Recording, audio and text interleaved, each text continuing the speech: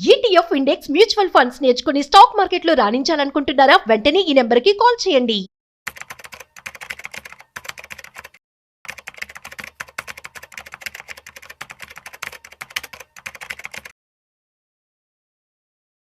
చాలా మంది పీపీఎఫ్లో ఇన్వెస్ట్మెంట్ చేస్తూ ఉంటారు. అండ్ మనమందరం కూడా చాలా సెక్యూర్డ్ అండ్ సేఫ్గా ఫీల్ అవుతూ ఉంటాం. కాకపోతే ఇవాళ మనతో ఉన్న గెస్ట్ చారి garu. So PPF versus SSF అనే కొత్త వర్డ్ తీసుకురావడం జరిగింది. సో అసలు ఎస్ఎస్ఎఫ్ అంటే ఏంటి, సో పీపీఎఫ్ వర్సెస్ ఎస్ఎస్ఎఫ్ దీని గురించి ఇవాళ మనం తెలుసుకోబోతున్నాం. సో వీడియోని మిస్ అవ్వకుండా ఎండ్ వరకు చూసేయండి. అయితే మనతో ఉన్నారు qualified personal finance professional Chari garu. So hi, hello, నమస్తే, వెల్కమ్ టు సుమన్ టీవీ. నేను మీ Rajiv Pasupuleti. So let's start. Hi sir, నమస్తే. నమస్తే అండి, ఎలా ఉన్నారు? బాగున్నాండి. యా, మన లాస్ట్ వీడియోస్ కి కూడా మంచి రెస్పాన్స్ అయితే రావడం జరుగుతుందండి. సో ఆడియన్స్ అందరూ కనెక్ట్ అవుతున్నారు. సో వాళ్ళ కోసం ఇవాళ మీరు ఒక కొత్త టర్మ్ తీసుకొచ్చారు. కరెక్ట్. సో చాలా క్రేజీగా ఉంది అసలు. PPF versus SSF. అసలు ఎస్ఎస్ఎఫ్ అంటే ఏంటి? పీపీఎఫ్ అంటే ఏంటి? Public provident fund. Public provident. SSF అంటే ఎస్ఐపి. ఫస్ట్ ఎస్ కి ఎస్ఐపి అండి, సెకండ్ ఎస్ కి ఎస్డబ్ల్యూపి ఫండ్. సో ఇది మనంతలో మనం క్రియేట్ చేసుకోవాలండి. ఎగ్జాక్ట్లీ. ఓకే. సో జనరల్ గా పర్సనల్ ఫైనాన్స్ అనేసరికి ఏమవుతుందంటే it should not be generalised, it should be personalised. మనంతలో మనమే కొన్ని ప్రోడక్ట్స్ సెట్ చేసుకొని మనంతలో మనమే ఇన్వెస్ట్ చేసుకోవాలి. అంటే ఈ ప్రోడక్ట్ ని నేను కంపేర్ చేస్తున్నప్పుడు నాకు యాక్చువల్ గా చాలా ఇంట్రెస్టింగ్ అనిపించింది. అవునా? సరే, లాస్ట్ 30 years లో చేయలేకపోయామేమో, నెక్స్ట్ 30 years లో ఈ ఛాన్స్ ఉంది కదా, కొంతమందికి ఉపయోగపడుతుంది కదా అని చెప్పి చేశాను. ఓకే. సో యాక్చువల్ గా ఈవెన్ సుమన్ టీవీ వ్యూవర్స్ కూడా ఒక మాట చెప్పాలి. నేను కొన్ని పాయింట్స్ ని చాలా ఇంపార్టెంట్ గా చాలా రీసెర్చ్ చేసి అవి మీకు ఉపయోగపడతాయి అని చెప్పి చేస్తున్నాను. కొన్ని వేల లక్షల మందికి చాలా టాపిక్స్ ఉపయోగపడుతున్నాయి. సో మీరేం చేస్తారంటే వేరే కొంచెం పనికిమాలిన కామెంట్స్ పెట్టే వాళ్ళని పక్కన పెట్టేసాడు. ఎందుకంటే వాడు బాగుపడ్డు, వేరే బాగుపడ్డాడు. కానీ కొన్ని వేల లక్షల మందికి ఉపయోగపడుతున్నాయి. సో నేను చెప్పేదాన్ని కొంచెం జాగ్రత్తగా విచారణ చేయండి. ఓకే. ఆ తర్వాత దాన్ని ప్రాసెస్ కి మీరు పెట్టి చూడండి, డెఫినెట్ గా మీరు సక్సెస్ అవుతారు. సో ఇవన్నీ ఏంటంటే ఆల్రెడీ సక్సెస్ఫుల్ ఫార్ములాస్ తీసుకొచ్చి చెప్తున్నా. ఓకే. అందులో భాగంగా ఇది ఒకటండి. సో ఒక పబ్లిక్ ప్రావిడెంట్ ఫండ్ అనేది ఒక 10-15 years బ్యాక్ వరకు చాలా మందికి, కొన్ని సంవత్సరాల నుండి, ఒక 30-40 years నుండి ఆ పర్టికులర్ పీపీఎఫ్ అనే ప్రోడక్ట్ అనేది చాలా వాళ్ళకి చాలా ఇష్టమైన ప్రోడక్ట్ ఉండే.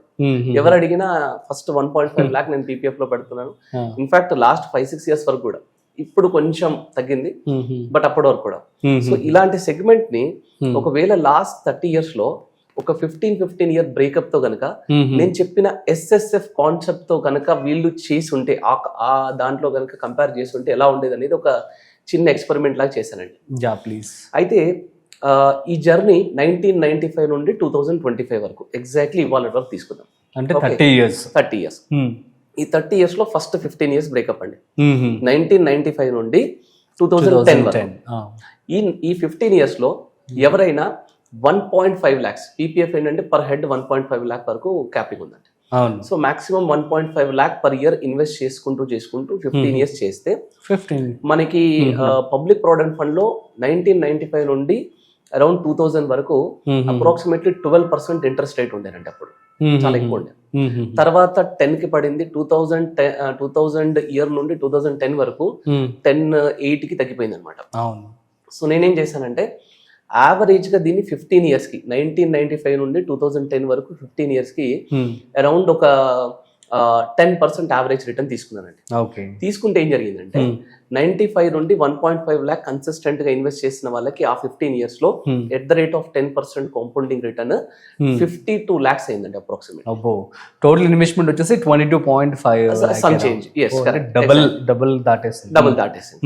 ఓకే. సో ఆ టైంలో గనక 2010 లో గనక దాన్ని ఒక గ్యారంటీడ్ సెగ్మెంట్ లో పెట్టి ఎవ్రీ మంత్ నేను విత్డ్రాల్ తీసుకుంటా ఉంటే 50 lakhs, మేబీ అది ఎఫ్డి అనుకోండి లేదా గ్యారంటీడ్ డెట్ ఫండ్ అనుకోండి, 8% నాకు విత్డ్రాల్ వచ్చే పర్సెంటేజ్ గా నేను పీపీఎఫ్ నుంచి నేను విత్డ్రాల్ చేసుకుంటా ఉన్నాను అనుకోండి. అప్రాక్సిమేట్లీ మంత్లీ 35,000 రూపీస్ తీసుకున్నాండి. అట్లా ఇవాళ వరకు టిల్ టుడే. ఇవాళ నాకు నేను ఇంకా స్టాప్ చేశాను, నా క్యాపిటల్ నాకు వస్తుంది. ఓకే. సో ఇక్కడ ఈ 30 years జర్నీలో ఏం జరిగిందంటే నేను ఫస్ట్ 15 years 1.5 lakhs ఇంటూ నేను 15 years ఇన్వెస్ట్ చేశాను. యాజ్ యూ సెడ్ 22.5 lakh ఎంతో lump sum invest total 15 years invest చేశాను. ఇన్వెస్టెడ్. నాకు 52 lakhs అయింది. ఎవ్రీ మంత్ నేను 35,000 per month తీసుకున్నాను. ఇవాళకి నేను నా క్యాపిటల్ విత్డ్రా చేసుకుందామంటే నాకు వచ్చింది 52 lakhs నా క్యాపిటల్ నాకు వచ్చేసిందండి. అంతే, అది మళ్ళీ ఇంకా పెరగలేదు. అంతే, పెరగలేదు. ఎందుకంటే ఇట్స్ గ్యారెంటెడ్ సెగ్మెంట్ కాబట్టి. ఓకే ఓకే, ఒకవేళ ఇలాంటి పీపీఎఫ్ ని 30 years నుండి మన ఇండస్ట్రీలో చాలా మ్యూచువల్ ఫండ్స్ ఉన్నాయండి. 1995 నుండి బిర్లా వాళ్ళు ఉన్నారు, హెచ్డిఎఫ్సి వాళ్ళు ఉన్నారు, యూటీఐ వాళ్ళు ఉన్నారు, రిలయన్స్ నిపాన్ వాళ్ళు ఉన్నారు, వీళ్ళంతా ఉన్నారు. ఒకవేళ ఆ టైంలో ఉన్న ఈక్విటీ ఫండ్స్ తో కనుక వీళ్ళు ఇదే సిస్టమ్ చేసి ఉంటే ఏం జరిగింది అనేది నేను ఒకసారి ఒక చిన్న ఎక్స్పెరిమెంట్ చేసి చూసానండి. ఇక్కడ నేను ఫండ్ నేమ్ చెప్పను, ఎందుకంటే మీరు ఏ ఫండ్ అయినా తీసుకోవచ్చు. ఇప్పుడు నేను చెప్పిన 4-5 కంపెనీస్ నుంచి ఏ ఫండ్ అయినా తీసుకోవచ్చు. దాదాపు అన్ని ఫండ్స్, ఇన్ఫాక్ట్ ఇప్పుడు నేను చెప్పే ఫండ్ కంటే కూడా ఎక్కువ రిటర్న్స్ ఇచ్చిన ఫండ్సే ఉన్నాయి. ఇంకా నేను యావరేజ్గా వచ్చిన రిటర్న్ వచ్చిన ఫండ్ తీసుకున్నాను. ఓకే, అయితే same 1995 to 2025 journey, same 1.5 lakh per year, same 15 years breakup అండి, ఎవ్రీథింగ్ సేమ్. ఓకే, అయితే నేను చెప్పే ఫండ్లో ఏం జరిగిందంటే సేమ్ 1.5 lakh అంటే 12,500 per month SIP first 15 years కట్టుకుంటూ వస్తే 2010కి వచ్చేసరికి ఆ పర్టికులర్ ఫండ్ లో 3 crores అయిందండి. 3 crores చేంజ్ అయింది, బట్ 3 crores చెప్తున్నాను. ఓకే, అక్కడ ఎంత అయింది పీపీఎఫ్ లో? జస్ట్ సేమ్ 52 lakhs అయింది. ఆ టైంకి వచ్చేసరికి 2010 52 lakhs అయింది. ఇక్కడ ఎంత అయింది? 3 crores అయింది.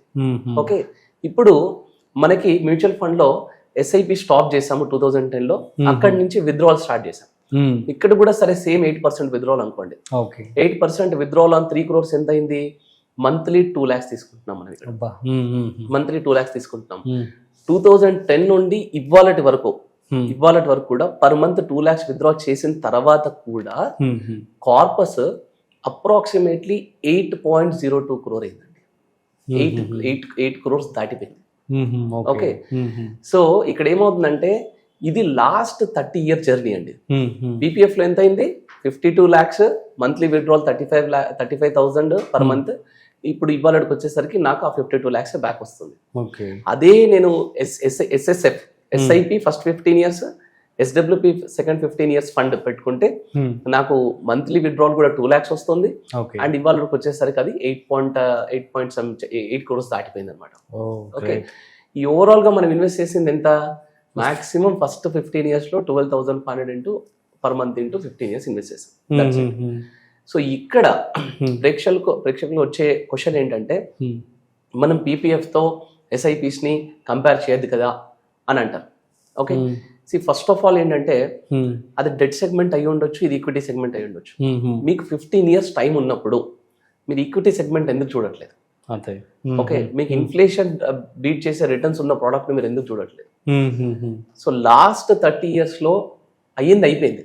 మేబీ 1000 మంది ఉంటే ఒకరో ఇద్దరో చేస్తుంటారు, కానీ 1000లో ఒకరు చేస్తుంటారు. సరే, మనం చేయలేకపోయాం, కానీ ఇప్పుడు నుంచి మీకు ఆప్షన్ ఉంది. సేమ్ ఇదే పీపీఎఫ్ ఇన్వెస్ట్మెంట్, సేమ్ ఇదే కాన్సెప్ట్ లో పెట్టుకోండి. సరే, నెక్స్ట్ 30 years లో 8 crore రాలేదు, 4 crore వచ్చింది, still you are happy, right? 3 crore వచ్చింది, still you are happy, right? అదే 52 lakhs లాగా మీ అమౌంట్ ఉండట్లేదు కదా. సో ఒక్కసారి ఇలాంటి ఇన్వెస్ట్మెంట్ ఆప్షన్స్ ని ఒక్కసారి ట్రై చేసి చూడండి.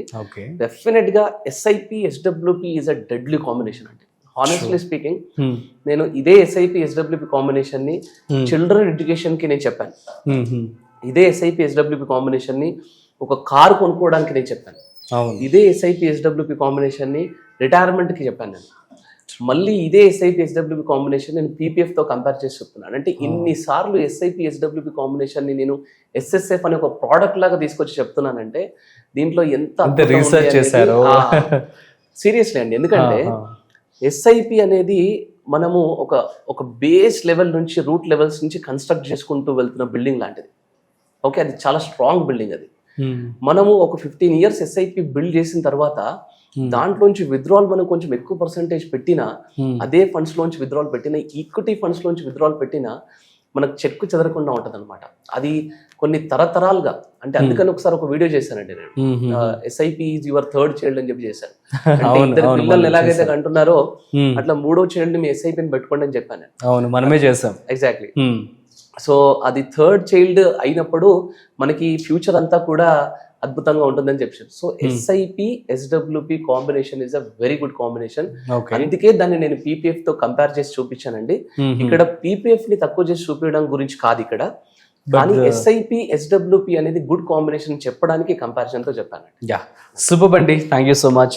సో గైస్ అర్థమైంది కదా, సో పీపీఎఫ్ వర్సెస్ ఎస్ఎస్ఎఫ్ అంటే nothing but SIP plus SWP. So చాలా చక్కగా వివరించారు చారి గారు. That's it. సో మరొక ఇంట్రెస్టింగ్ కాంటెంట్ తో మళ్ళీ కలుద్దాం. అంతవరకు చూస్తూనే ఉండండి సుమన్ టీవీ.